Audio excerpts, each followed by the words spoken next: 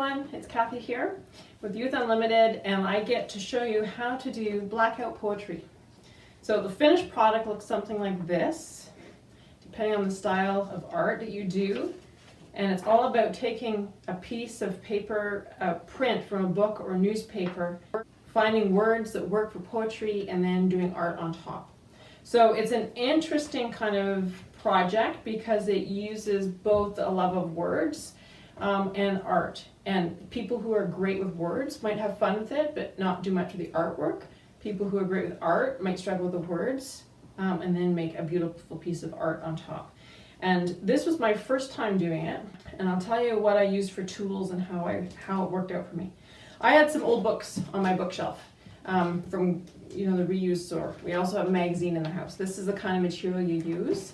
And I flipped it open and got out my X-Acto knife and just cut out pages. And I got it to the point where I had a stack.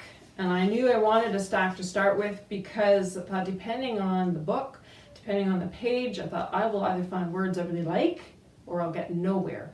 And that kind of happened.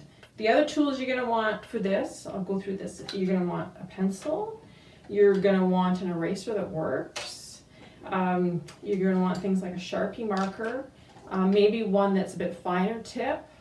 I actually used a ballpoint pen at one point, and then I also used some color because I'm a color girl, I like color. I also had my computer handy because I looked up some things on Pinterest because I was needing help. I got stuck at some points. I got started by laying out a number of pieces of paper, and then I went and read through it and looking for words that jumped off the page. And sometimes the words that jumped off the page were cool words, but they didn't really create great poetry. That's where I was getting stuck.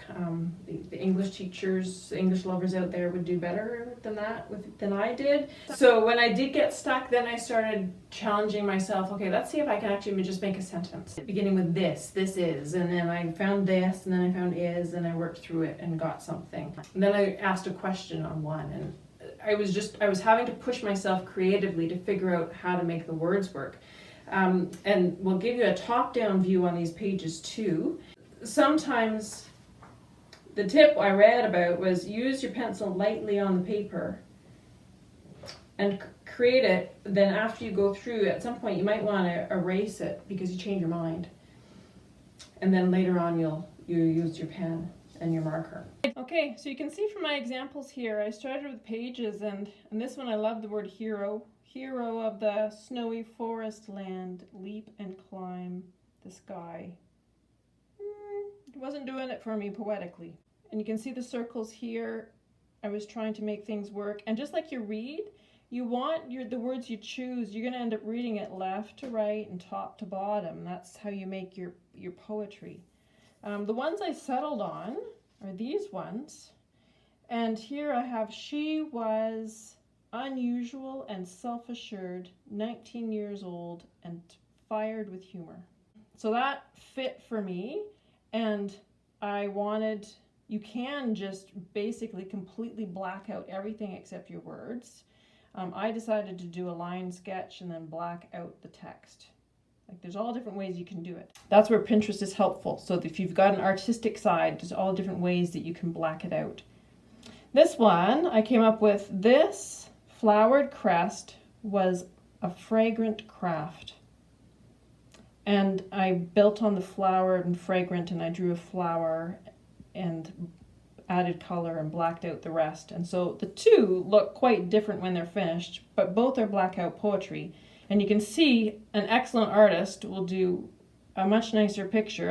I've seen some stunning photos on, not pictures, line drawings on Pinterest. And then I've also seen just basically black marker artistically.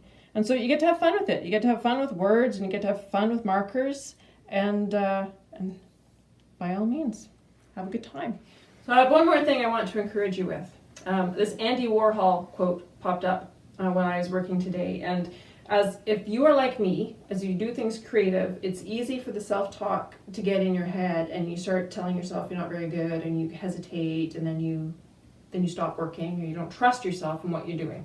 So this was helpful for me. It says, don't think about making art, just get it done. Let everyone else decide if it's good or bad, whether they love it or hate it, and while they are deciding, make even more art. So press on, try it, have a good time.